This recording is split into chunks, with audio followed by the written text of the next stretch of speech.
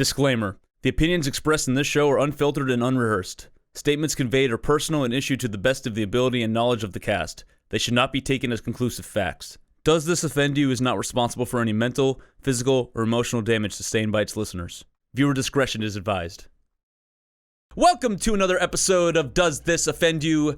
Today we talk about yoga, fascism, a cocaine bear, and killer robots that will soon begin patrolling the streets of San Francisco. Now look at yourself in the mirror and honestly ask yourself this question. How much of a shot do you really have? Thanks for watching, and stay tuned. What do I have to say to make some money?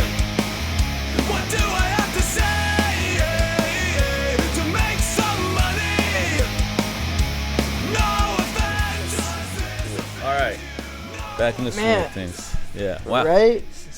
Back in the normal swing where, you know, Slavic Standard Time, as we've established that one podcast. Yeah. Call it out. Yesterday I went to a rehearsal dinner for my friend's wedding, and I even asked the day before, so I just want to confirm, like, what is the plan tomorrow? Like, what's the itinerary? And they said, be at the restaurant by 6:30 p.m. And I was like, hey, that's no problem. Like, I live, like, a mile or two away. I can get there real quick, whatever. I was still cutting it short on time, but I was like, no, these are white people. I need to be on time. I need to be respectful. They have plans. I show up on time, and on the drive over, I see I got a text saying, the bride-to-be is still getting ready, but I was ready 40 minutes ago. And I was like, oh, and they live like, what, 20 minutes away? Oh, boy. Yeah. Oh, boy. It's one of the situations. Russians. Oh, were they Russians? They're Russians. Okay, cool. Yeah. I don't know if that's okay, so here's the thing. In that specific situation, I don't know if you want to blame Russians or the bride specifically, because the whole idea behind a bride is that you're always on her time, no matter what that time is, right? At any wedding. 100%. Yeah. Which is also kind of bullshit, but whatever, you know. I guess it's their special day. But Yeah, I mean, obviously it's 100% her show. But what was even more surprising is that she is the organizer of everything, to the point where it's just kind of like we all trust her to be the one to spell things out and organize it and have everything in a detailed plan. And then I was like, oh man. And it's not even the wedding yet, and he's already throwing her under the bus. I was like, this is a sign of good things to come. Jesus Christ. Yeah, that's always fun. I don't know, like, this may sound stupid because we already know the answer to this, but do you guys have any say in their own wedding, or is this just like whatever the bride says goes, and she's never wrong? Like, what? I mean, technically they should, Yeah. but the guy also needs to understand it's not your day, it's theirs.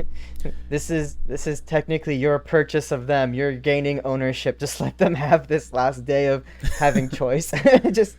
Dude, just once I would like to see a groom be just as hostile at a wedding. I don't know how hostile is the right word, but just as like, what's the word? Help me out with the word. My fucking brain's asleep. Well, so there's bridezillas. Yeah. Do we call them like groomakongs or something like that? Like donkey kongs? Or like groomthas? What? Mothra? I don't Groom know. Kong, was that the first thing you said? Yeah, I like yeah, Groom Kong, yeah. A groom kong. Like, yeah. This I just is want to my see wedding. Shots.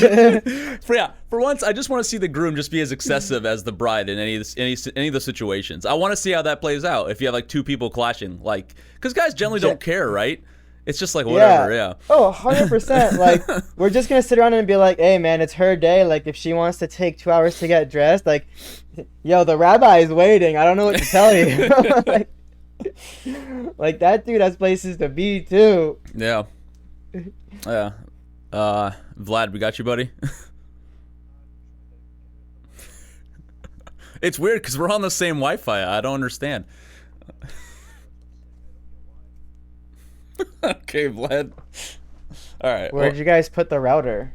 It's in the living room, I think. I don't know.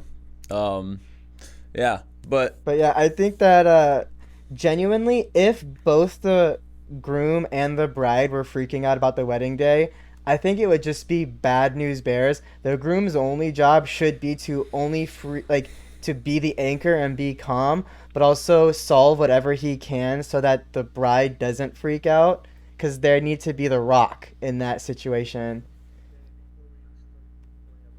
We already started recording. Yeah, you start whenever you want. just do it. Just hit it, Vlad. But also your camera's not running. You gotta start the virtual camera. Yeah. All right. So, fuck. I lost my train of thought. So you're at the wedding. You got the bride in the excessive. Yeah. So you have to be the rock. Yeah. Groom has to the rock. Groom has to be the rock. Yeah, because all women are emotionally unstable. We know that. So the guy has to be the one to keep it together. So whoa. The term in psychological papers is neurotic. Okay. Neurotic. Good. I'm glad. Yeah. So go ahead. There's a word for it. Go ahead. I mean, I honestly, like, I know this podcast, we tend to be, I tend to be slightly chauvinistic, but honestly, like, when it comes to weddings, I'll give the girl the benefit of the doubt. Like, why can't the girl have a special day and the guy just fuck all? I don't know, because I honestly, I don't see one situation where like, do you care? Like, because guys just generally, they're just so lackadaisical when it comes to, like, everything, and, like, I don't know. I don't know where I was going with this. Vlad fucked me up a little bit. Sorry, but oh yeah, that's right. So this is the one time where I will give the girl the benefit of the doubt, because usually I like to put everything on an even keel, like we talked about in certain podcasts before, about equality and all that stuff between men and women. But this is like the one situation where I'm like, yeah, go ahead, like let the girl run the show. Oddly enough, I don't know. It's one of those weird. Yeah. It's like your wedding day, and throughout the entirety of pregnancy, women do have like the entire freedom of being the biggest bitch in the world, and you're just like, okay, honey. Yeah. Like, you don't fight it. Or if she catches you cheating, but that's when the gaslighting begins. I don't know what you're talking about. Dude, like, I saw the texts. What texts? What? Stop! Oh my god. Christ almighty. Alright, Vlad, you there? Yeah. Is that why you're dressed up hella nice today, Omid? Because you were just... What? Or is this just who you are now? No, I mean, we can say it's who I am now. I only dress like this because I took this shirt out and I wrinkled it up yesterday because of the party, and then I had to take it off because it literally doesn't fit anymore. So this is me just being like, I just got out of the shower. This shirt was already out. I put it on, and I was like, it's not a bad look before I throw it away or give it to my brother, who has a smaller build than me, so he'll probably still fit. Is it too big, or are you just exploding out of it? I'm exploding out of it. I can barely move. Nice. Yeah. I have one of those. That's perfect. Yeah, I have one of those. I saved that shirt in my closet because one of these days I'm gonna bust it open like Hulk Hogan, and I gotta wait for the right situation. It's like super tight around my chest area, and then it slims. Like, yeah, like this. Yeah. Like, my chest hairs are showing. Like, it's a little peek hole for my Star of David now. Dude, that's what that is, and I'm not even trying. Like, it's just what it is. Yeah. Now I love it. I really do, but I can't function in this. Dude, you've now officially reached what I call hater bait status, where you just like walk around and people are jealous of you because of like you're just busting out your shirt now, and they think you're doing it on purpose, but you genuinely can't fit in some of your old clothes anymore. No, a lot of my dress shirts don't fit me, and I'm at that point now where I can't just order them online because clearly this isn't a consistent problem. I have to now go to stores and try on shirts before I buy them. And I hate that so much because they're not going to fit me. Dude, I got a story for you. Sorry, Vlad, we're just jerking each other off now. But I had to go to a wedding. Speaking of weddings, I was getting sized for a suit a few months ago. And it's Men's Warehouse, so these aren't like perfect, like the Italian tailors, like they've been doing it this whole life. Yeah, they're not great, but this lady, like, honestly, it was one of the best compliments I've ever received, and I didn't know how to take it. But she's like measuring me. She's like doing my arm, she's doing my chest and like my waist and everything in my quads, and she's like she's done measuring me. And she looks at me, she's like, dude, like, I'm not gonna lie to you, you're too ripped for a suit. Like your body is way too exaggerated in every area. Like it's not gonna look good on you. I'm like, oh, thanks. So I can never wear a suit then, is what you're telling me, but for a good reason. I'm just too ripped for suits. Yeah, dude. I have a joke about that, how like the more weights you can lift, like the more successful you are in the gym, the slightly more inconvenient life gets. Not only because it's more work for you to have to unrack all the weights you put on the what is it, the bar or whatever, but then also just like your clothes don't fit. Like you, it's one of those like, ugh, I am so fucking ripped that I have to get all of my suits specifically tailored to me because, as the tailor said, your shoulders are too broad for anything, so you have to buy suits that are too big and scale them down. Dude, and it just looks like a box on you most of the time. It's awful. Dude, yeah, I was right before we started recording, I said I got out of the shower and I tried on the tux for the first time for the wedding tomorrow. And I was like, fuck, this thing is too big, but I also have zero time to go in there and be like, yo, adjust this, assholes. You guys fucked up. But I'm also like, whatever.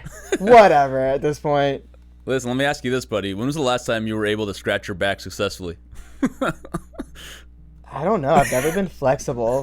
I I genuinely can't say, but I have seen people be able to like lock their hands behind their backs, and I've never been able to do that in my whole life. My traps are too swole now. Like, if you thought it was a problem before, like, good luck trying to do it now. Like, I try to be flexible, but there's just too much back there.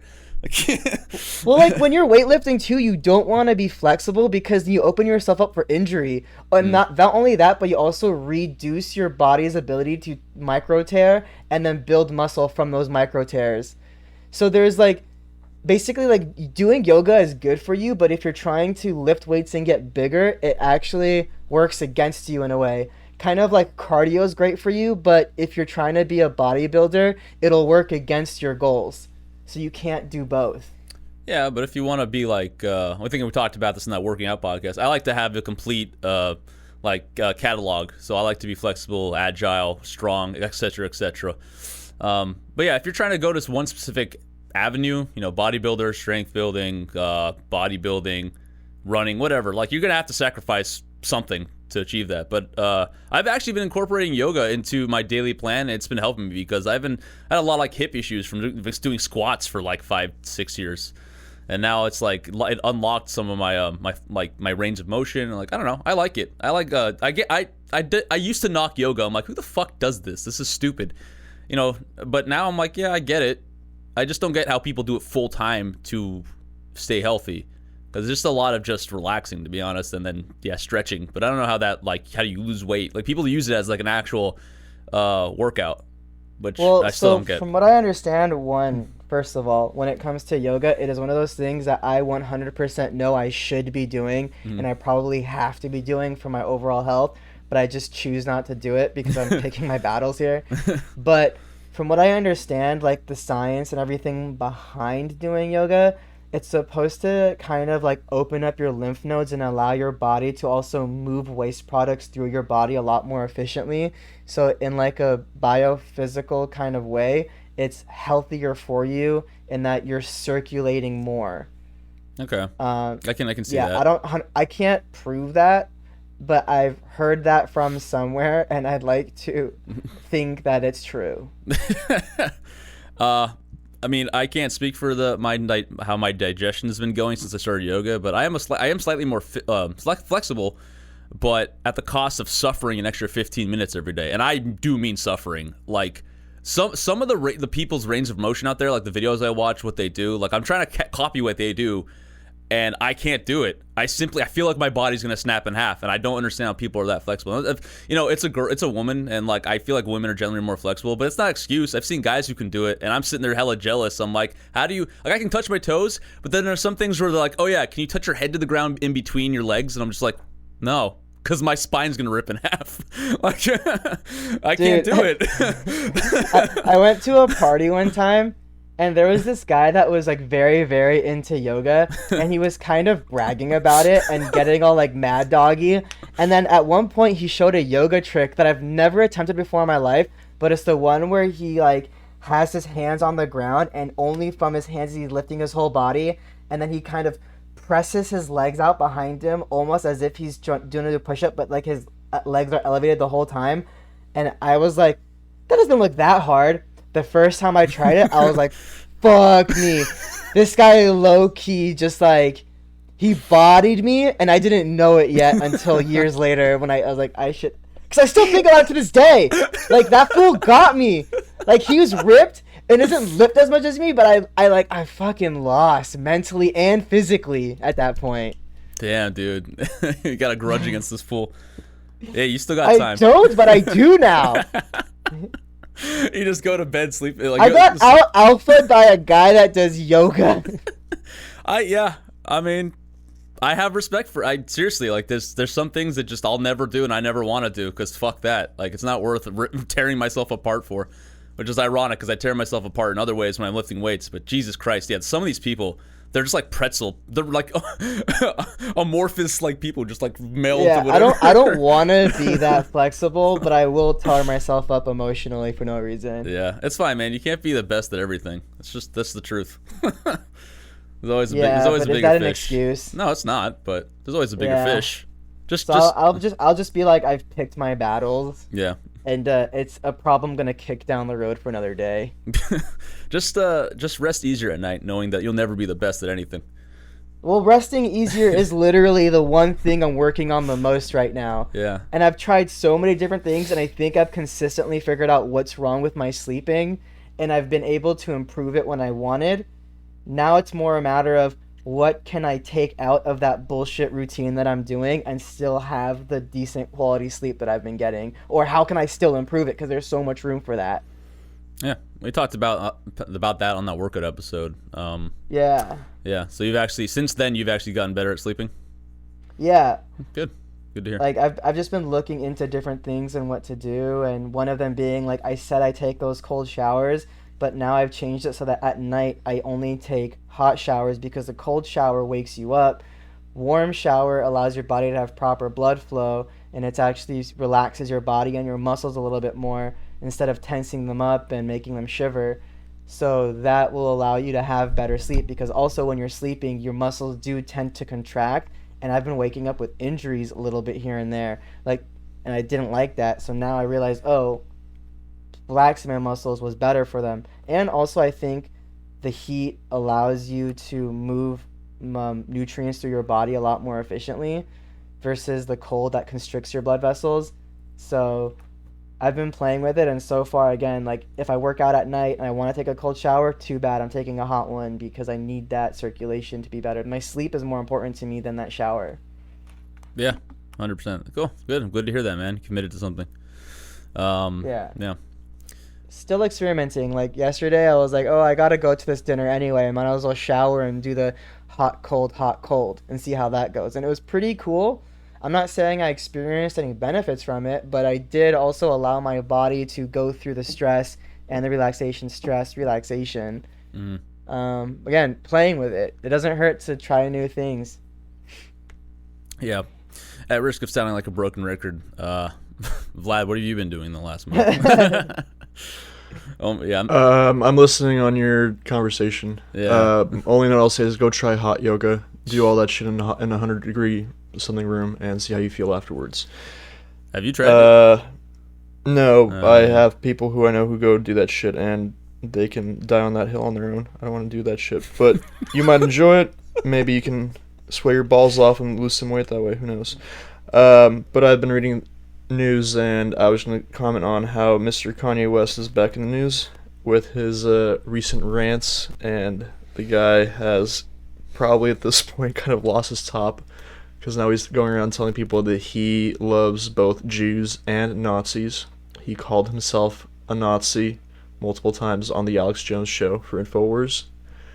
And today, this morning, to deflect some of the heat that he's getting, he went ahead and claimed that Chris Paul and Kim Kardashian hooked up together when Kanye West and Kim were married. So just watching that unfold slowly as it goes. Yeah. You know, I've noticed that Kanye is sometimes intentional with what he's saying aside from his ego. For example, like, he did say that, like, what, Hitler had some points or something like that. But the thing is, I don't think he ever specified the things that he said Hitler was right about, or he didn't specify these things. But he did comment on like Hitler's fashion sense, and I'm like, well, yeah, technically we still have Hugo Boss, so he's not totally off there, and we do technically still drive the cars that were developed in the Nazi era. So I'm just kind of like, wow, this dude is he's going off the deep end, but not deep enough to the point where he's directly incriminating himself, if that makes sense. He's just using a lot of buzzwords and dancing around these ideas. He's pretty much just losing it at this point, in my opinion. Simply enough, he's calling himself a Nazi.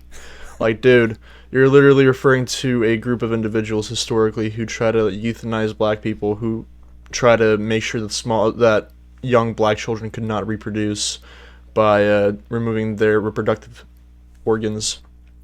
Like, you were not a welcome piece of the Nazi German regiment back in the day.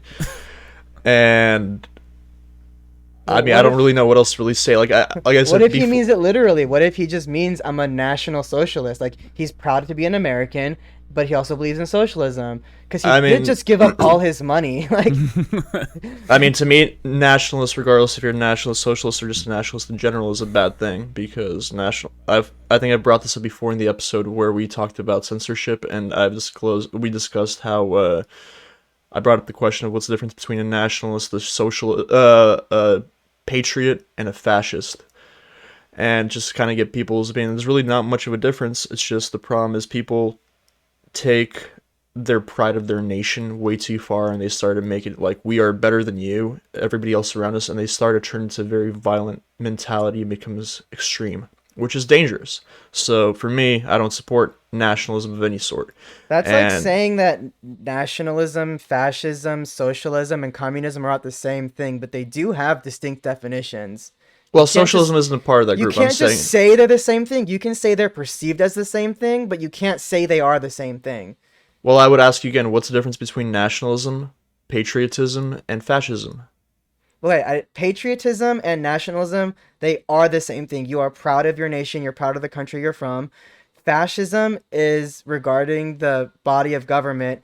Socialism and communism, I believe, are a difference of whether the people run the state or like a government base. I don't know because I don't look into it that much, but I do know there is distinct differences, and socialists and communists have been at odds with each other in the past as well. But they are kind of clumped together by conservatives, Republicans, capitalists, whatever, because they just all look at them as other, like Jews look at others as goy. That's fine, and I agree with you. There are specific definition differences, but what I'm getting at overall is that if you put them side by side, no, I'm not including socialism. I'm speaking specifically on nationalism, fascism, and patriotism.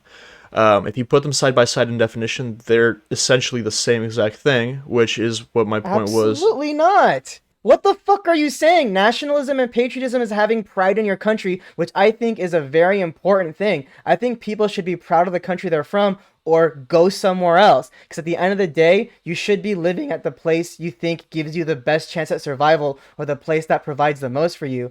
The problem is that people do take it too far and it goes into conservatism more than anything. But nationalism and patriotism is what drives a country to survive because it also is what makes people want to die for their country and fight for it and fight for their rights and fight for their families. Fascism is more of looking at the government and having one body tell you what to do. So it's more closer to dictatorships and totalitarianism. But again, I don't know the differences and definitions in those things, but that's more closely related to that shit. And you can't put them all in one group because now you're just pigeonholing everybody that says they are one thing or the other. Nationalism and nationalism and patriotism, I agree with you. You should be proud of your country. Nobody's denying that. But what are those? As you said yourself, they started to lead down the road that people started to take it too far. They started literally create hostilities towards other nations around them, which I think we can all agree is a pretty bad thing, right? Well, that's just xenophobia. Yeah. No, but that's a part of it, though. It turns into that. That's not a part of it at all. It's what yeah, you can take it too far, which I agree with. And then you also have imperialism, but it also comes from a place of our culture is so fucking awesome, it should be spread to everyone. And then it shouldn't be. It shouldn't be. No, you No, should be proud of that's your the shit and that's proud the of what you part have. that's the part where patriotism and nationalism starts to overflow, and that's why I'm saying they should not be going to that whatsoever. That's not you're taking it too It has far at that nothing to point. do with fascism, though. Yeah, Fascism is also a form of nationalism, though, because you are essentially turning I'm into. looking it up. but I'm looking it listen, up. dude. Because you're full of shit. Well, I wouldn't call him full of shit. It's just that you're assuming the path is going to be taken as soon as anyone enters patriotism or nationalism. Like they're end up being a fascist. You can the path taking things too far. You can use that argument with literally anything. Like I drink water to stay I'm going off of healthy, history. but if I drink I'm going off a of gallon history. of water, I'm drowning myself. Like so you're saying like you're not. I know what you're trying to say, Vlad, but that I wouldn't equate every single one. But everyone has a path to like something that's like awful and terrible. By definition, fascism is a far-right, authoritarian, ultra-nationalist political ideology and movement characterized by dictatorial leader, centralized autocracy, militarism, forcible suppression of opposition, belief in natural social hierarchy, subordination of individual interest for perceived good of nation and race, and strong regimentation of society So and basically, economy. we are taking everything, putting it under the notion of the nation being superior, following the leader, whatever he says, because he's leading the nation, fighting off all other sorts of logic, putting all greater good towards the nation. That's essentially what it comes down to. Nationalism in a nutshell. We are doing everything for the nation in a more aggressive manner. If you're a fascist, you're likely a nationalist. But if you're a nationalist, it doesn't mean you're a fascist. They don't equate. They're stepping stones. Yeah, but who's to say that you're going to step on the Not next direct, stone? not direct Yeah. stepping stone. Yeah, it's not like everyone's going to. I'm telling again, Yeah. from human history, Yeah. how humans have essentially evolved in the political spectrum. We've gone from this, what if you want to call it patriotism, nationalism, it always becomes an extreme because people always push it that way, and they justify their means of we are doing it for our nation, for our people, whether it's Nazis, whether it's any other minority with Chinese, with Taiwanese, whatever the hell you want. They all turn that crap in because they use the excuse of it's for the nation, it's for our people. That's where the issue is of nationalism. For me, that's why I've always been very careful with calling myself a patriot. I love America, and as somebody who came from the Soviet Union and coming from the shithole, and my family, I openly tell everybody this is the best country. We have our flaws without question.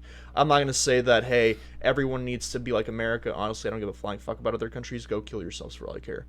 But I'm not gonna push our ideology and everybody else. A lot of people will, and that pride. That's why people say your pride is your downfall.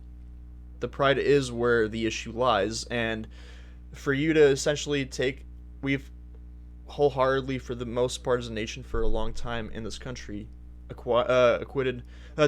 associated nationalism as a bad thing. Now we're kind of now people like Kanye and many others are starting to be like, well, nationalism not so bad. It's like, dude, we literally had a world war over this crap.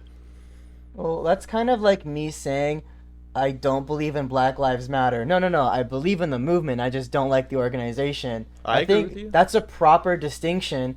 Just like you can say, I am proud to be an American, I am a patriot, but I'm not a fascist.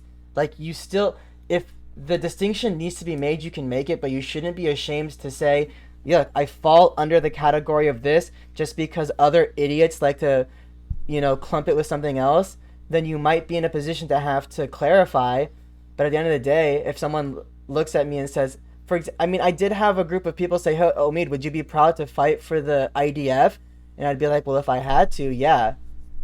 Like, I'm proud to be Jewish, and I'm proud to fight for the Israeli people. I'd rather die for them than I would for America. But, I'd also fight for the American military because I'm American, too. It's just as far as order of hierarchy, this is where I stand. And, I can make that distinction. But if someone's going to ask me that question and look at everything as black and white, that's more of a them issue than it is mine. I mean, black and white or not, like I said, as an example, I don't mind saying that I love America, and I think that in my opinion, it is the greatest country in the world, comparing to where my family came from, and to where I visited. However, I will not sit here and say that, hey, we need to make everybody else realize we are the best country in the world, and that means through invasion or flexing our muscles constantly. I don't need to do that. I don't think we should be doing that. I've also spoken before that I feel like America needs to stay out of foreign affairs that we constantly involve ourselves because we have interests at play going on around the world.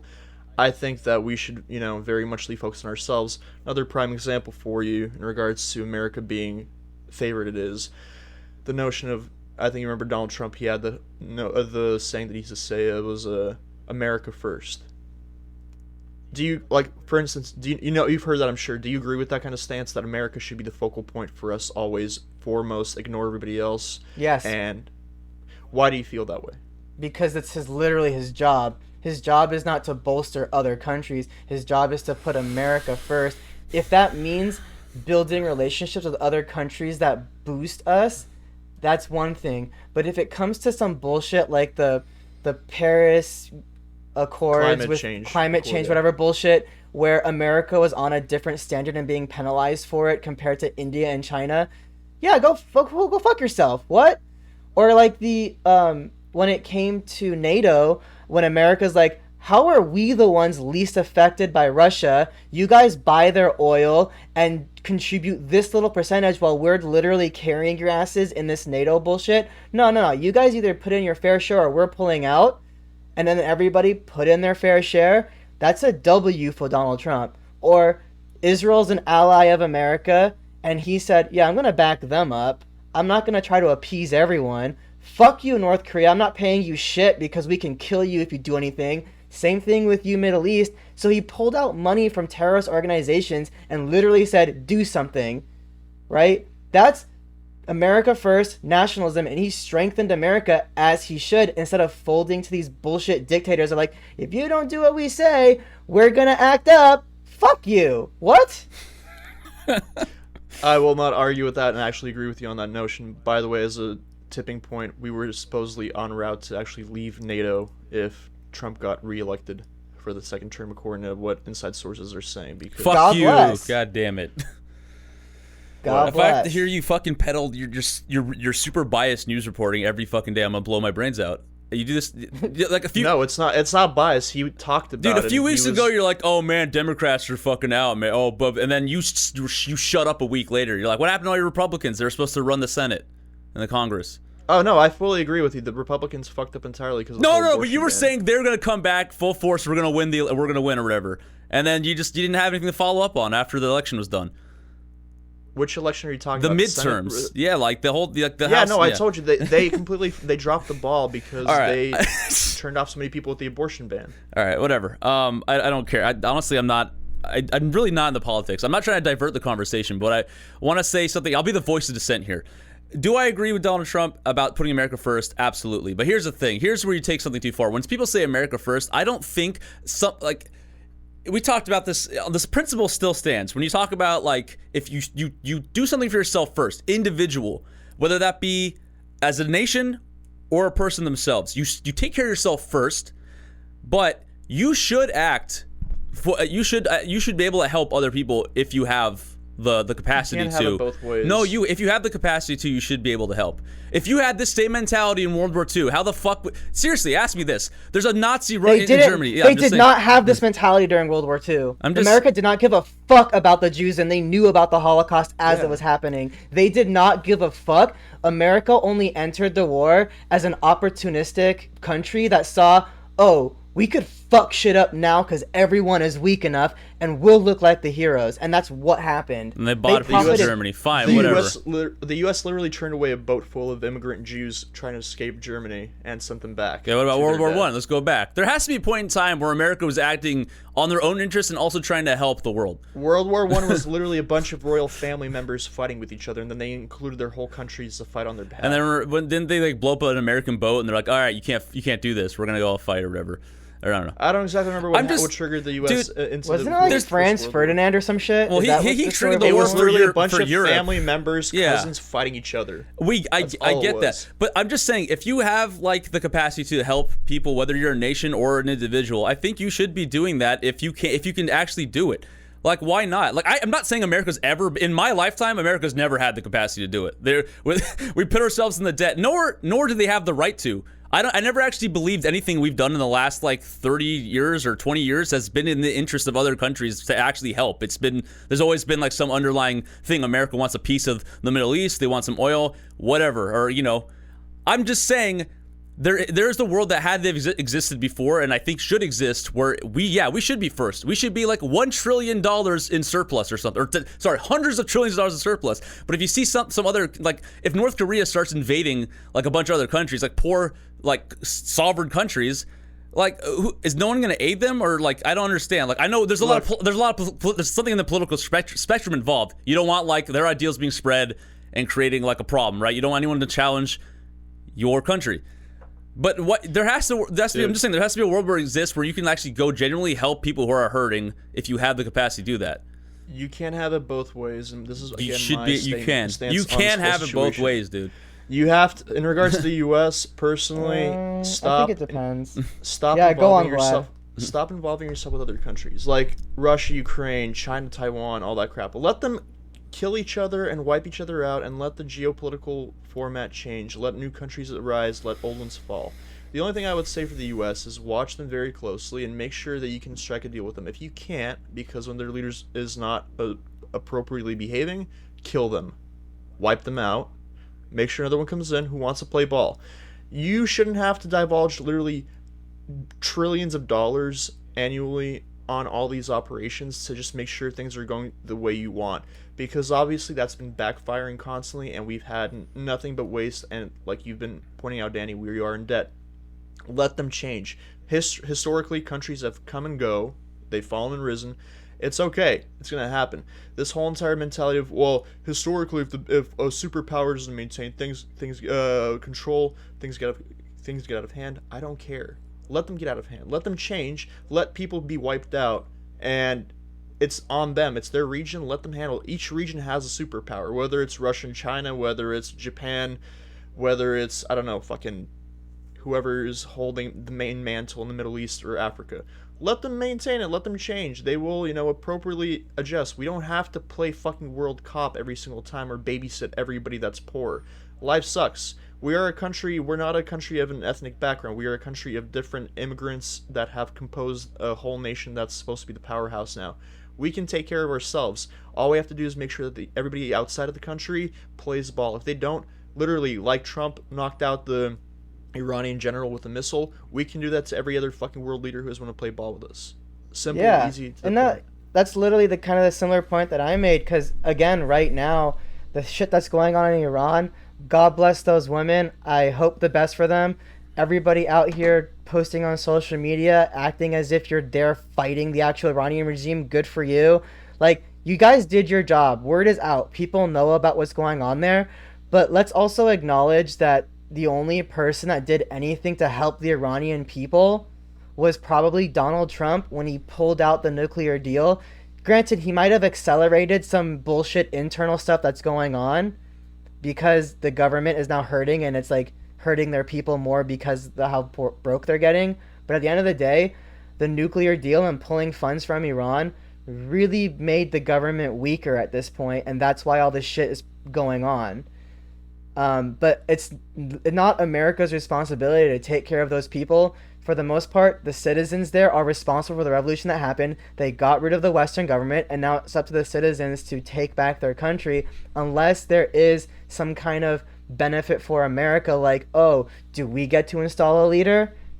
But if America's not going to install a leader, why the hell would they get involved? It's not their business, and I totally get it. Basically, the U.S. and Germany, depending who you ask, Germans literally came out saying Germany first, and they went with intent to invade everybody around them, take resources, take money from their neighbors, hold the land, and turn people into slaves and expand an empire. The U.S., depending on how you ask, some people will say we do the same thing. I say that we're nowhere near on the same scales as Nazi Germany was, but I will say that in response to that, we shouldn't be doing that. We can take care of America first, as we can take care of our homeless problem, drug problem, economic deficiency issue here, where we have so many people living underneath the poverty line. We can focus on ourselves and stop, bringing in immigrants by the boatloads, or sending money out to Ukraine and other countries by the billions to help them fight a conflict that literally has nothing to do with us. I don't care how much of a interest we have in the region. We don't need to be doing that. I still We do can- appreciate dude. that you refer to America as we. Yeah. Like, Well, it's I'm an still- American. I'm not gonna sit here and say that I'm not an American. I'm not gonna sit here and say that, hey, we need to instill our ideology on fucking Mexico, Canada, I don't know who else. We have our territory. We need to take care of it. We have so many issues that we need to tackle on our own land. I'm just emphasizing that I try my best when I talk about politics is refer to the country as a separate entity from me, because I feel like when I tie myself to the country, I'm also tying myself to their values, and everything they do is tied to me when I have zero say or control over what the country does, if that makes sense to you. Makes I makes get perfect that, sense. but- Yeah. Yeah, I get that. Yeah. So like when you say we, now it's starting to feel personal, and I'm uncomfortable like responding to that, because now you're starting to sound like a nationalist. Okay, I think you understand. I think you understand what I was getting at, though. Overall, the point. Being I'm is just that- No, saying you that's just- a nationalist. So empires come you and a empires. fascist? No, empires. come Empires and go. Yeah, and that includes. I mean, so natural selection then when it comes to to countries. Yeah, of course. So Human that nature. so we're that gonna, we're could gonna happen to wipe each us. other Like out. tomorrow, America could just go into it, just fall into oblivion, and you'd be okay with that. Just how it goes, how the world I mean, goes. it won't happen. I'm but saying if it did tomorrow, you would be fine with it. if that were to happen and we had no other means of, fighting it back, yeah, that's just the way it goes. But All right, the it's U.S. the way it is goes, not- that's then. never gonna happen. The way The it U.S. goes. is a fucking powerhouse. All right, okay. And I suppose if you saw your mother get stabbed, you wouldn't go to help her because take care of yourself first, right? I Different. think that doesn't apply here. I'm because just saying, like, if you I think you're. the mother is a part of the country. She lives here. She's with me. She's my family. Man, I'm gonna so take you care wouldn't of you her. wouldn't help Okay, any of how it, about, like, wait, no. I'm gonna say that's an unfair comparison. When you say your mother, that's a direct ally and something that I have a direct connection to. But if you say a stranger, now we're entering the territory of, for example, like whatever's going on in Africa or Armenia, I don't know those people. I have no emotional connection to them. I feel sorry for them, but is it on me to get involved or think No. about it and let it ruin my day and let me think about it 24/7? No. It's not something that's on me to think about, nor will it like change anything if I did give a shit. I'll just be an emotional wreck for no reason. Like, I'm not saying you have to get involved, but like Stay in your why- lane, Danny. Dude, I'm not saying Jesus Christ, stay in my lane. Fuck you. Like, what happened to like the human experience? Like, I know it's like we're talking about politics in a whole country, but why are you stopping yourself from helping people that You're actually not might fucking need to leave? Superman. You don't. but it's You like can't save everybody. Dude, there's I'm not no saying yeah. you have to. But like, you what also if- what if can't. saw- You can't be emotionally involved in everybody else's shit either, because there's, for example, like what affects me more: the millions of lives that are being murdered in Iran right now, or sorry, not millions, but we'll say Armenia, or Kobe dying. I think Kobe dying affected me more because in some backwards way, he had more of an influence on my life than any of those people in any of those countries that I have no business caring for. Dude, There's like levels and layers to this shit, that's but it's also not on America to care about them. okay. I'm not gonna keep like talking in circles. Yeah, fine. America doesn't have to be involved in everything, but like, wouldn't you guys want to step in like times of here's the word injustice, something that's completely blatantly wrong, if you could. So, if you had the money yeah. too and the resources, and you're just sitting down, and you're like, we're fine, we're chilling. Fire a fucking missile. I don't know, but even then, Okay, like, that's So- all I'm so- saying. Why can't we just actually have compassion for other people on This this is- planet? This is what I'll say. Yeah. This is what I'll say about that. It's a conversation that I've had recently, and I'm gonna like start, marketing myself a little bit, but this is genuinely how I feel. For the longest time, I'd be asked to donate money to this or do that or whatever, and I'd be like, no, because I have to take care of myself. I barely have money for myself. Why would I donate? But I do have intentions of having enough money in the world where I can donate or give back. So, for example, right now, fresh in my career, I have to charge for my services because I still need money. I need to build revenue. But I do intend on one day having enough even passive income in my pockets to the point where my day job is more something I do out of passion. And if somebody needs help, I can do more work pro bono because it has no effect on me to do what I love, what I pretty much do for free anyway, for someone who needs it, if that makes sense. I want to be at a point in my life where I'm successful enough where I can help people that come to me for help. But if the thing is, I don't expect everybody else to be that way, just like I don't expect a government or a country to be that way, because if they feel like they're not in a place to help, it needs to be in their own self-interest to want to do something, because again, now as a country, their decisions will affect millions of people under them. Does America want to go to war and sacrifice millions of its lives to fight a battle that it has no business fighting in, has no self-interest in? The country has literally nothing to gain from it. All it has to lose is manpower and people. And I'm just kind of like, if you don't have that shit to spare, nor you can't get the backing of your people to get involved in some shit like that, you should not get involved, because now you're only hurting yourself. Yeah. And honestly, the U.S. has never really given a shit about the small guy in every country. We've literally seen millions and millions of people killed in other countries on a daily basis that we've just sat back and watched. We've only reacted to certain things because, again, if there's some sort of interest that kicks in or gets attention from the media, then we kind of maybe respond. But it's not our place. Again, if a country starts saying, prime example, Russia starts cussing out the U.S. and saying you're a fucking bitch, I say fucking drop a bomb on Putin. Wipe his ass out. Make a fucking example out of him. You want to talk big, you're gonna be treated like a fucking dog. Well, You're according to Roger Waters on Joe Rogan, apparently from his personal letters to Putin and Zelensky, Putin wants peace and Zelensky wants war. I don't know how legit that is, but I find it massively entertaining.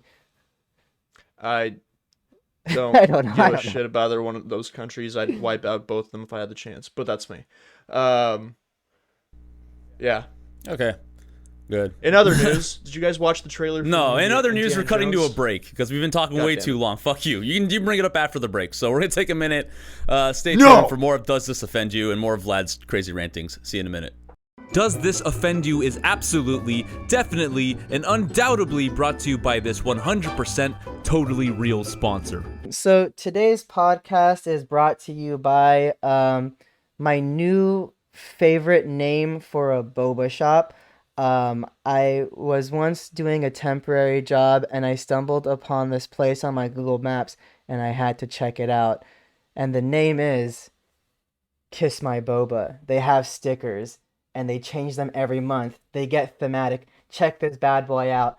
Now, to be fair, I picked this up in November, but I saw they had extras and I asked the lady, hey, what are you going to do with those extra ones over there? And she said, do you want one? And I said, of course I do. So due to her generosity and due to the amazing name of this boba shop, I would like to do a shout out to Kiss My Boba, whose boba I've had maybe once in my life and it was serviceable. That is the best that I can say about it at this moment. But I'd also like to throw an ad out there for more restaurants needing to come up with better puns and good names like this to draw my attention. I think pho restaurants have been on this grind for a minute. And I think the number one name for a pho restaurant that might be in San Jose is Pho King Long. I haven't been there yet because I've heard their pho is overpriced, but good on you guys. Keep it up. And I like that younger people are becoming entrepreneurs. Back to you guys. Somebody has to make the name Fuck You. And we gotta start dropping like location addresses so people can actually go visit them. I mean, I really think we should. I've seen a couple Like, of go pho yourself. I've seen a couple of fuck kings. Like, I'm pretty sure. Yeah. Like, whether they meant that or not, it's entertaining. I love it. All right. So the irony is, before we cut to break, I asked Vlad to bring something fresh and new because Omid and I were talking about lifting weights as we do and whatever and exercise. And I went to Vlad. I was just like, "Hey, Vlad, like, what's going on? Not to what's the word, like beat a dead horse or just like keep talking about the same thing." And then Vlad goes ahead and brings up Kanye for the third week in a row. So I made a great mistake just going to Vlad for something. But if we are going to talk about contemporary news, then what were you going to say before we cut the break, Vlad? I know you had more to say about something. Was it about Kanye? Oh no, I was gonna jump to something entirely different for movies that are coming out that I wanted to ask you guys your opinion All right, on. let's talk about movies for the 5th time, but that's fine. I guess you can only talk about so many things, but yeah, okay. What's up? I like to go on the world. First off, did you guys see the new Indiana Jones movie that's coming out in the summer of 2023? I didn't, but I get this. I hear that from inside source, Harrison Ford is really old. So Yeah, he's really old, and there's supposedly like flashbacks of him being young, and a lot of CGI that's questionable. Good. Classic Hollywood. Just CGI over the old people's face and act like nothing's wrong. Yeah. Secondly, I think I brought this up to Danny in person, but I was like, have you guys seen the new blockbuster coming out next year called Cocaine Bear? It has Ray Liotta in it, and it's fucking awesome. I'm not sure how well the quality is, but the fact that it's based on true events, so I guess an actual bear managed to get a load of cocaine in his system and possibly killed a lot of people is definitely worth seeing, in my opinion. I don't know about you. And what other movies are coming out of interest? Well, can we stop on Cocaine Bear for a second? Yeah, of course. like first of all, R.I.P. Ray Liotta, one of the best. I love that guy. But he definitely was like one of the guys who picked he didn't care about his roles. I guess his acting integrity. He just picked if anyone gave him a script, be like, I'll do it. Like he'll take the Scorsese script and then he'll do something like Cocaine Bear or Wild Hogs, and he don't give a shit. He'll just do it. So I respect him for that. Just doing because he likes acting. But number 2 about Cocaine Bear specifically, anytime someone says based on a true story, like all they have to do is just incorporate one element from a true story and then completely just do whatever they want with that. So did a bear get into some cocaine? Probably. Did it go on a rampage? I'm gonna say no. I'm pretty sure it's probably like a news story that went out for like 2 minutes. Like, this bear got in some cocaine. What? And then he got tranquilized and taken to a zoo, and like that was the end of the story. But like I'm assuming these people took that idea and then ran with it as if he did get loose. I don't know. Maybe he did go on a rampage. I just how did we not hear about it is the question. If something like that really did happen, how did it take? That's all. I mean, from what I assume from even the movie plot, it's like it's like somewhere in like hillbilly Midwest type area, and okay, maybe it's not a very important thing. Yeah, I would. I don't want to look into it because I don't want to shatter the image of the film. I want to watch the film and just accept that as the truth. But it's probably something less dramatized than that in reality. No, I mean, hey, weird shit happens. I remember one time on Joe Rogan's podcast, he had a guy on there who revealed that there's such a thing in the U.S. as freshwater sharks, and Joe Rogan was like, "What are you talking about?" So this guy goes online, pulls up an article. I guess again, always in the Midwest, in a lake. There was a shark attack in the middle of a fucking lake in the Midwest, and somebody got killed, which is unheard of because we've all grown up knowing that sharks live in the ocean. They don't live in lakes. That's not normal for us. But I guess now that's something that's happening, that we have sharks living in lakes. Go figure. I would be surprised if a fucking bear managed to get some cocaine in his system and go on a rampage at this point. Look at Kanye. Is that what Cocaine Bear is about? Yeah. It's about a bear who I guess finds a drop shipment of cocaine in the U.S. with, I guess, Ray Liotta being the drug dealer smuggler, and he gets into it and starts murdering people. Interesting. Omid is intrigued. And I'm guessing that the purpose is that I guess the bear got addicted to the cocaine and he starts looking for more, and I guess any of the drug dealers or anybody using cocaine has it on them, he can sniff them out and hunt them down. Great. All right. So it's an anti-hero story? I don't know about anti-heroes, just a fucking bear tearing people apart. I don't know how you. I'm trying to decide right now if I'd rather watch Cocaine Bear or the new TV series that just finished, the Ted series by Seth MacFarlane. You guys know Ted 1 and 2? Yeah. Oh, yeah, apparently they filmed a series for television or not. I don't know if it's a streaming service or not, but Seth MacFarlane actually made a series just dedicated to Ted. Interesting. Yeah, I'm guessing it's probably on some sort of streaming. Also, I didn't. I still haven't decided which one I'd want to watch though more. What was Stewie's bear's name in Family Guy? I don't remember. It's been a while since I've watched that show. This is good trivia though. Yeah. I'm honestly surprised they never named that movie. I think it was like Birth something. Fuck. I'm surprised they never made named the movies or the TV show after the actual bear. Then they had to be tied to that. I mean, he already tossed the bear as is. It was something separate. But are you saying that what's his face? Mark Wahlberg plays Stewie? Is that what's happening right now? That could also be a thing. I don't think it should be a thing at all. It could be. Mark Wahlberg is not a Stewie at all. Mark Wahlberg is only plays one thing in his movies, and that's Mark Wahlberg. Yeah. I don't think he changes his cadence, his demeanor, or anything. He just kind of shows up. I'm like, all right, Mark, just do your thing.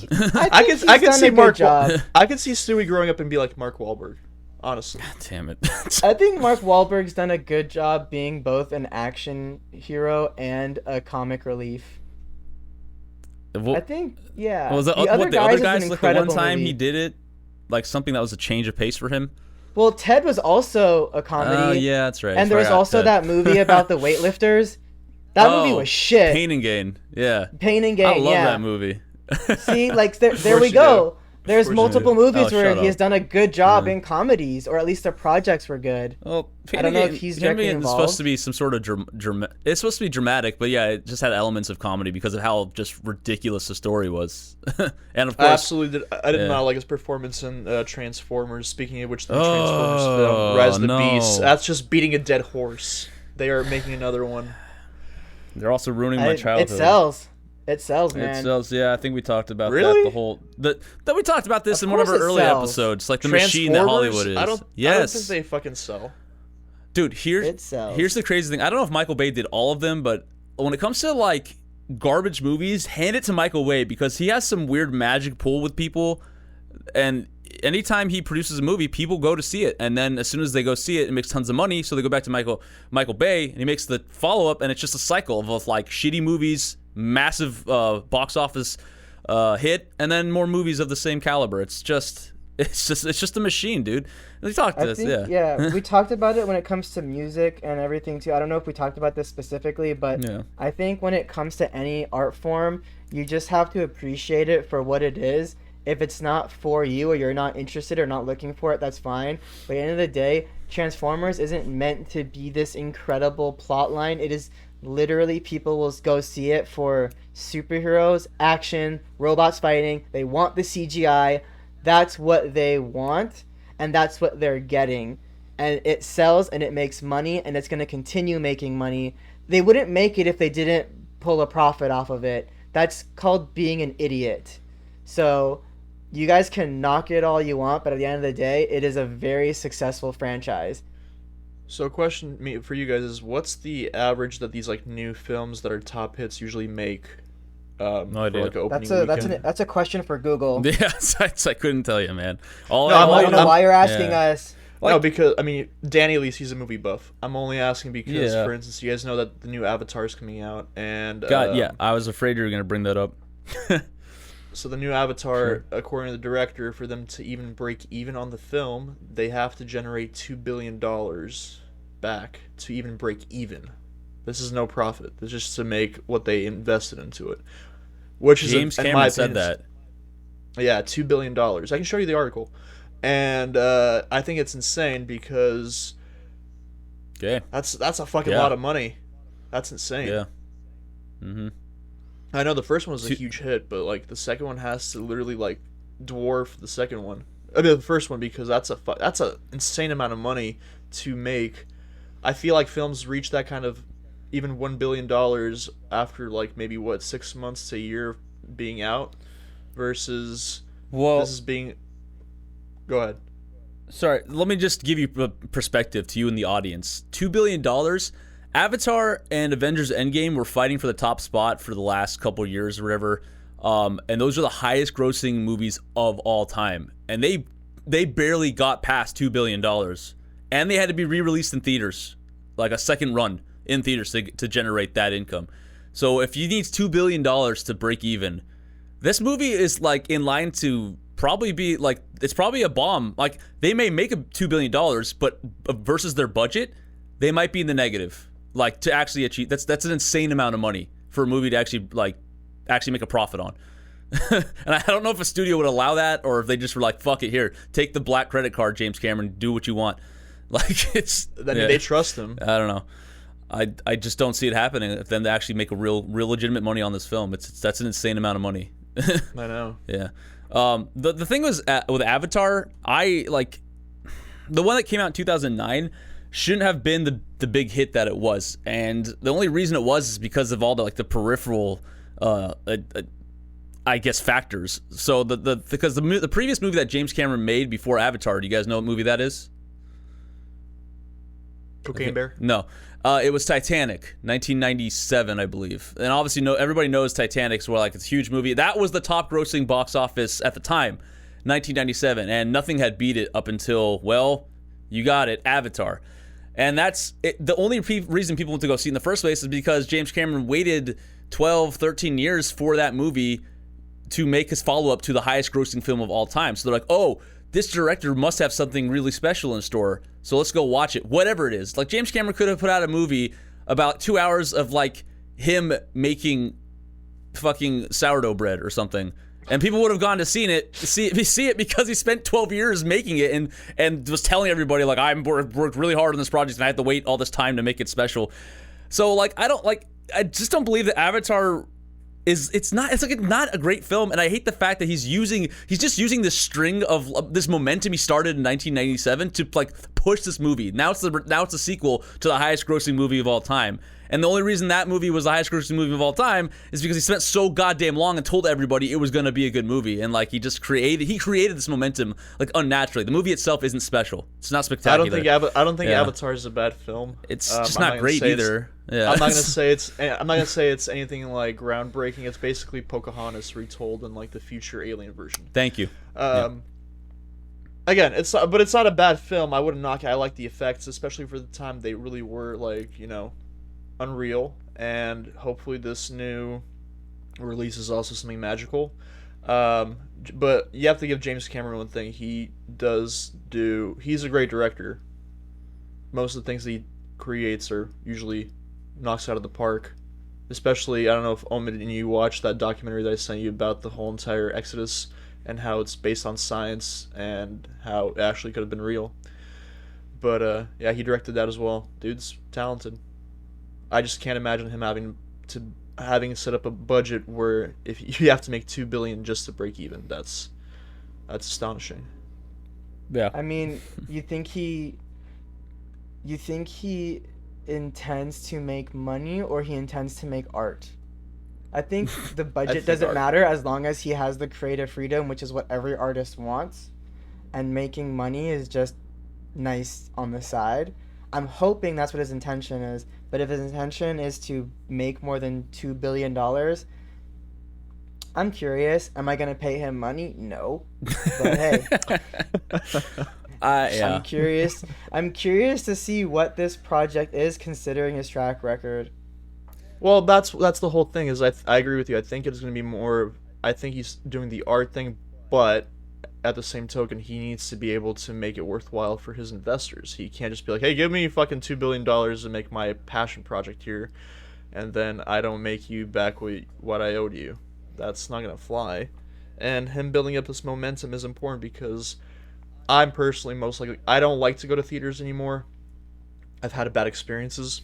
So I try to watch at home as much as I can. Other people will definitely go. So for this film, I actually might go to the theater and watch it because I want to get the full crazy experience if it's going to be anything special. I want to see what he's really come up with after all this time, and if he has any sort of he talks about how he always wants new technology for his films to be available to craft what he's doing. So I want to see what he came up with. Okay, yeah, so exactly. It's just using that momentum. You're not really interested in the film itself. You're like, James Cameron's a great artist. He's a great director. I want to see what he did. Same as any artist. Do you want to go? Would you go to see any artist who's gonna suck? No, but I understand. It's not like the film that interests you. It's James Cameron. And that's how he started this whole thing 20 years ago in the first place. Or whatever. He started it on his name and on his vision and all this extra shit, but not the film itself. I know James Cameron's a great director. I appreciate his work. I mean, Terminator, Titanic, not my favorite, still, decent film. And what else he's done? True Lies. I know he has a good catalog of films that he has his name on. Amazing director. But is it enough to make me want to go watch Avatar: The Way of Water or whatever it's called? Shape of Water? No, that's a different film. Whatever. Way of Water. Whatever. Way of No, Water. the answer's no. I'm not gonna. He had a shot. I'm not gonna wait another fucking 12 years for him to put out the third Avatar or whatever the fuck it is, just to. But you build don't some want to see what excitement. kind of new technology. I'll watch it on streaming or whatever. Inevitably, when it goes to streaming, I'll watch it there. I'm not gonna pay money to see it. Plain and simple. Like I don't know. I think it's one of those films you have to experience in theaters. They say, dude, every trailer Everyone says says that. Yeah, that about it's movies. Yeah, I don't. Thank you. I don't. You have to experience this in IMAX. No, but the So I first have to Avatar, fucking you have crank to. my neck to see what's going on in the top corner. Fuck you, dude. You think IMAX is bad? You want to see some fucking absurdity? I went to a Cinépolis. You ever heard of the Cinépolis chain? There's one in Hillsdale here. If you haven't heard of it, they have like a luxury experience. Have you guys been to one? I know what you're talking Yeah. about. I walked into it, but I didn't buy tickets. Yeah. I walked out afterwards. Wait, They have sensors, so they know if somebody like is sitting somewhere. wait, you got kicked out? You said? No, I didn't get kicked out. I just walked in and I was like, "Oh, this is pretty cool," and then walked out. Gotcha. Okay. But no one said or did anything. I Yeah. figured that they have sensors, so they know if someone is trying to steal a movie. No lie. No one checked my ticket. I went to go. I bought tickets. It's not like, about they don't yeah, check your yeah. ticket. It's the sensors. They know if somebody bought a ticket or not, if someone's supposed to be in there or not. So as soon as you walk through the door, something senses it. Like you have a ticket. Like I think there's like the seats. I don't 100% know how it works though. That's fucking weird. But yeah. apparently they do have a monitoring system, so you can't just walk into a movie without buying a ticket. Okay. My girlfriend said she's walked in before, and then I bought the tickets, and I just walked in, and I don't know how sophisticated their monitoring system is, but no one actually checked anything. I just sat down, and there were empty I don't seats. think employees give a flying fuck. Yeah. Okay. Well, so let me just get to the point here. So Let's test it out. We don't have to pay for shit, and we get the experience that Yeah. apparently is so important. Yeah. Just go do it for free. I think it's worth it Just for free. don't order the concierge food service. Oh, here's where That's you're. how they God damn get it, I'm you. not okay. Here's where you're wrong about that because they have a bottomless ices and bottomless popcorn, and your boy here did both of those because of course. That boy. Yeah, dude. You. So you went on a Sunday, is what I'm hearing. That's what I did. I went. You went to a matinee show yeah. and had a cheat day. Dude, I sat there I watched Wakanda Forever, and I sat there for 2.5 hours, and I told the guy just bring the machine into the room and put the hose in my mouth, and I just want ices delivered to my mouth directly. How'd you like Wakanda Forever? By Okay, the way? I'll get to that in a minute. It was pretty good, but what I will say here's the bullshit about Cinépolis and what they're doing. So it's not IMAX where they stretch the fucking giant screen. This fucking experience in Cinépolis, there's a screen in front of you, and then they blast the image across the walls to your left and right. Can you imagine the fucking headache? Like, you think looking left and right like this is bad? What if there's something happening to your right? You're just like, oh my god. You're like, how do you sit still for a movie if that's the experience? And why are they experimenting with this? I have no idea, dude. They want to give people fucking whiplash. It was nuts. It's like watching NASCAR. Like, zoom. I just realized I should never go to the movies with Danny because you will start yelling at like a deaf walrus in the movie theaters that start happening on the side. I'm not kidding. If like a movie like Wakanda, yeah. when there's a movie like Wakanda Forever, some guy's being like shot to my left, and then the fucking Black Panther runs to my right or whatever. I'm just like, I'm serious. Go try this. They shoot the image out on your flanking walls. Like, the one thing they could do worse is put it behind you, so you're just like, I don't know.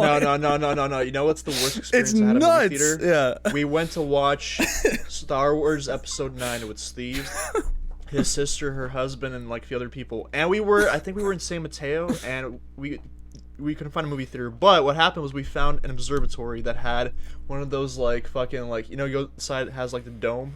They were playing the movie on the dome, on the actual ceiling of the dome. And you came in there to sit down, and the fucking seats recline, and you're having to watch your head like go back and forth across the whole ceiling trying to watch this goddamn movie. That was a fucking experience I will never fucking do again. Christ, man. That was nuts. It was horrible. I don't get the appeal. Some of these fucking people, they want to like fuck with the movie experience as much as possible. They want to see what sticks. And dude, there's nothing as like, it's just simple. You sit down and watch the screen. I don't want to have to like be buried in this fucking this massive images. Like, I'm gonna have a fucking stroke while trying to watch this movie. Like, I don't know.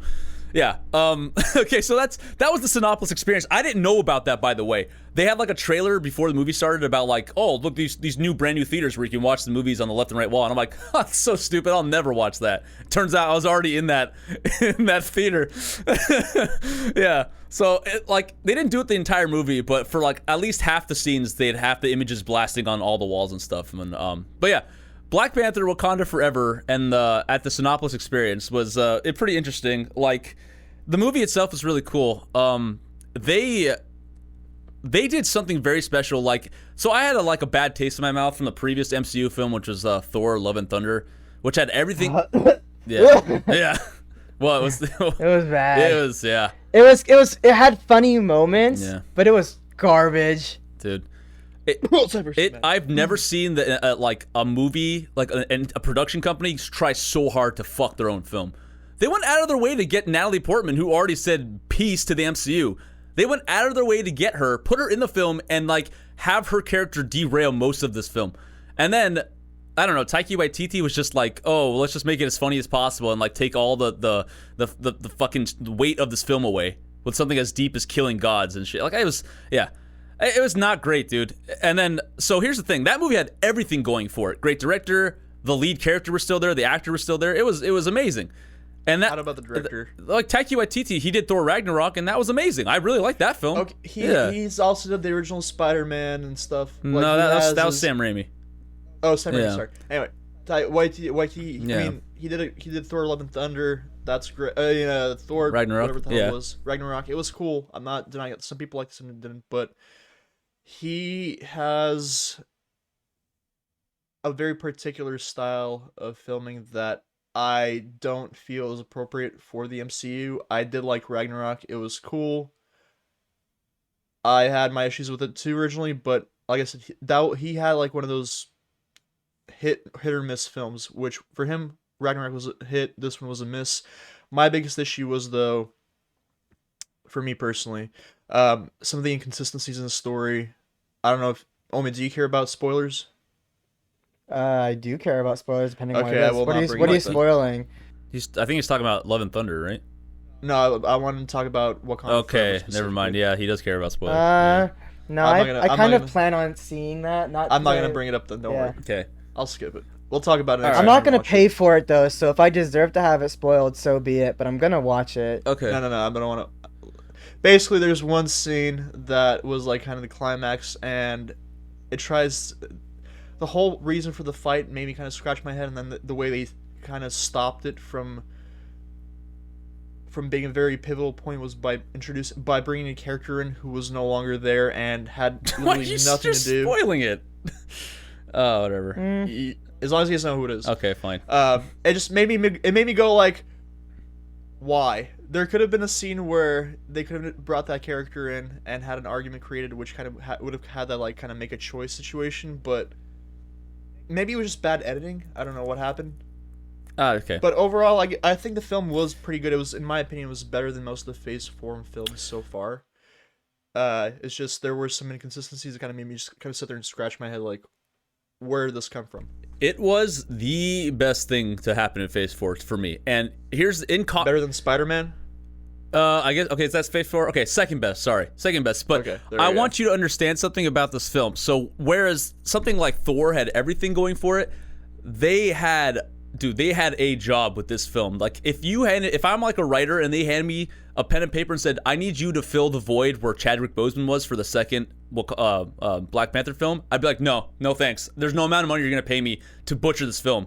Like, that was what they had to work against. Like, the death of an actor in their prime and one of the biggest roles in the film industry.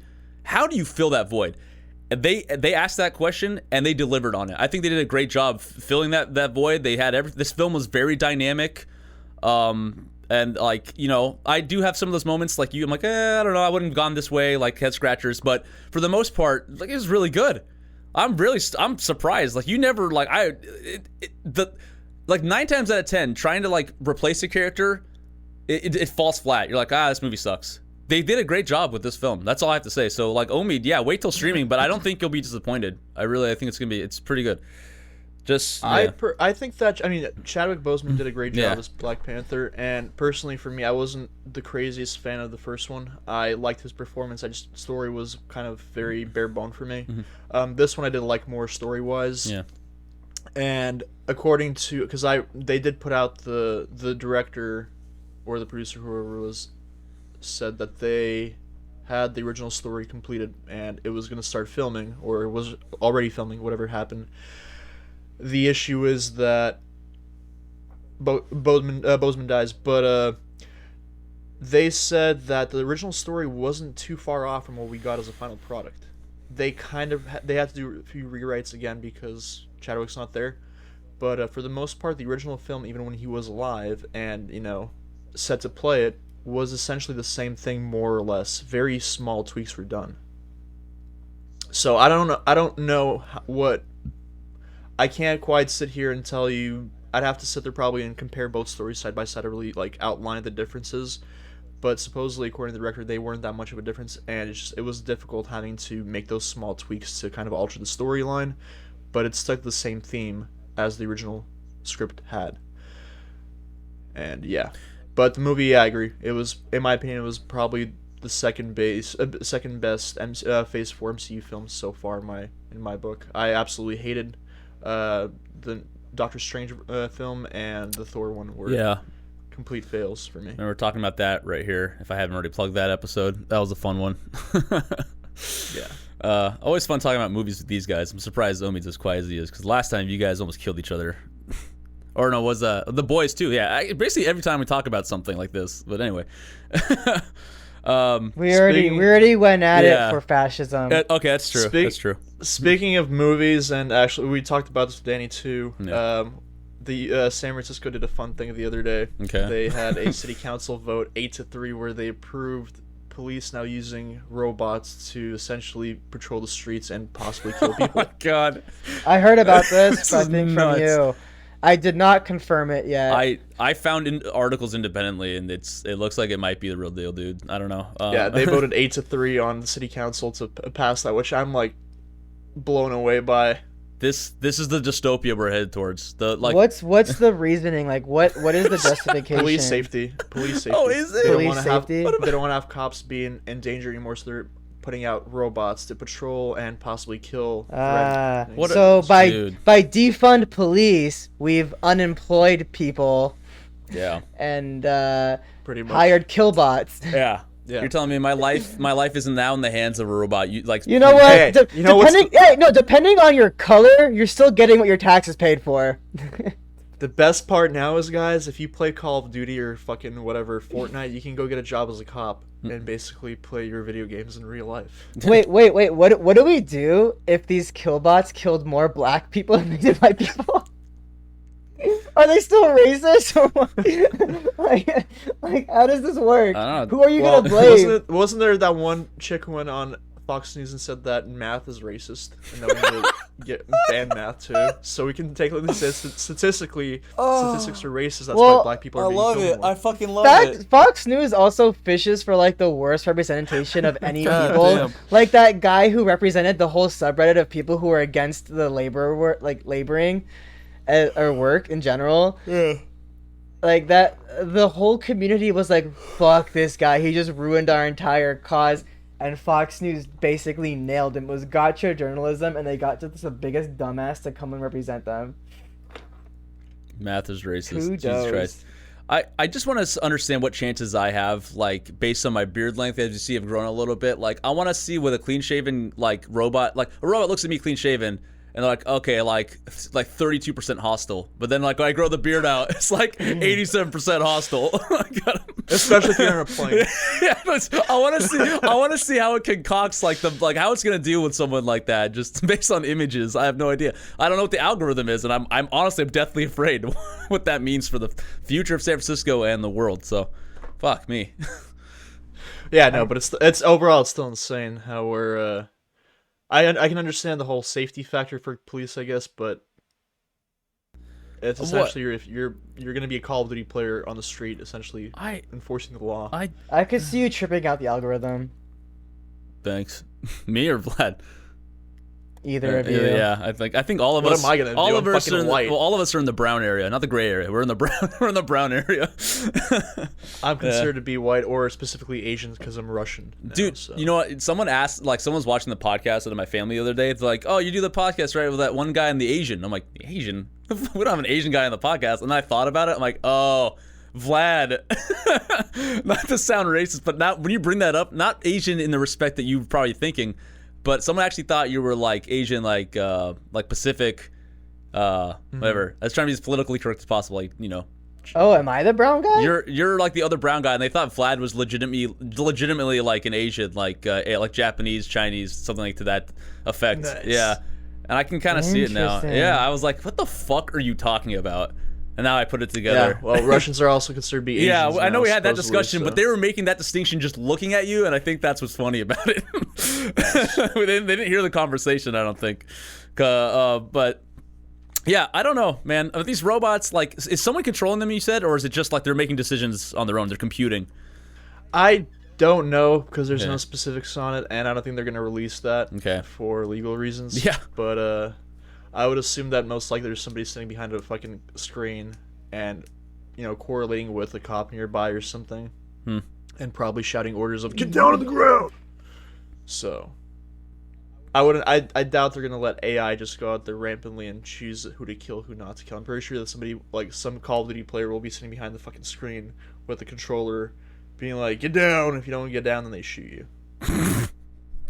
I mean, they've had robots before, like in the military, like they control it. They operate like a thing that has a gun on it. That's nothing new. Like drones. No, like yeah, drones, but they also had like ground units and too. Like that's not new to the world at least. But like having it patrol your streets at home is kind of Yeah, terrifying. domestically is a different story Yeah. versus foreign. But yeah, if it's some guy sitting there back there with like a PlayStation controller and he's just like, "What's up, bro? Like, what are you doing?" Like, I don't know. Like, he's got a fucking like headset on. He's like, I got one here. I'm marking him on the map. Like, fucking click. Like, I don't know.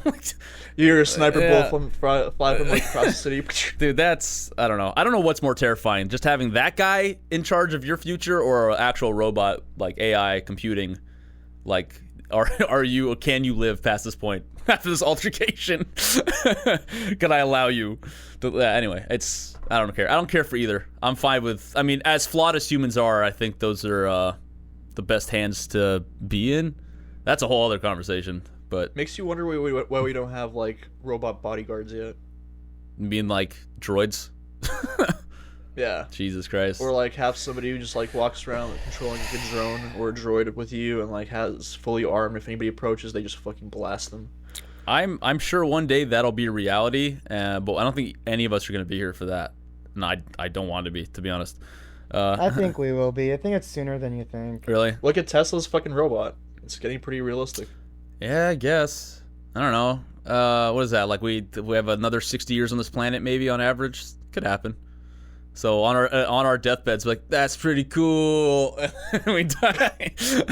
Well, you get a blowjob from a robot, and he goes like, "Ugh." Yeah, while I'm getting blown by a robot. What a time to be alive. Dead. Maybe, man, maybe. But until then, I'm not gonna stay up thinking about it. So we'll just let the future roll. See what happens. Omid, we're Jews. We should make a robot that does circumcisions. Nah, I like the system we have now. You get like a human being that doesn't have a medical license, and sometimes they'll suck the baby off. Jesus Christ. You're gonna put a rabbi out of a job? You're sick, dude. I would never put a fellow Jew out of a job. Unless his Anyway. rates are garbage. I'm just saying, I prefer we get a robot to do this. It'll be more precise, less fuck-ups. Jesus. That's not true. I mean, maybe, but then again, the robot needs a lot of, like, penises in its database to be like, this is the exact spot that you chop and then roll back. Well, luckily we have babies born every day. I mean, and then also, like, how will the robot know, like, how deep to shove its pinky into the baby's mouth to give it the alcohol so it doesn't cry all the time? Or whatever they do. Different cultures do different They things. can use But like you a need- fucking pipette you need anesthetic. droplet. That's boring. I like the whole, here, suck my finger, and now I'm gonna chop your dick and suck yours. Like, Hashtag Like, Kanye was right. Jesus Christ. I never said he was wrong. Oh my god. I don't know where we're I heading never with said this. he was right. I never said he was wrong. Fair enough, yeah. Okay. Well, I don't know. Have we hit our breaking point, or do you want to go down this dark path?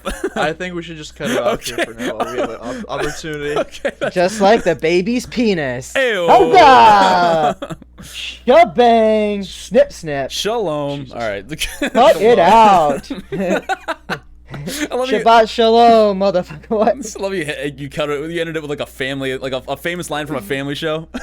Yeah, Cut why it not? out. All right. Well, all that being said, this has been another just dramatic and enthusiastic, just confusing episode of Does This Offend You? What the fuck? That is Vlad, that is Omid, Ivan, Danny. Don't forget to like, share, subscribe on all of our platforms. Tell us down below about your favorite movie or about your favorite type of government, whether it be fascism or whatever, socialism, whatever, doesn't matter. Yeah.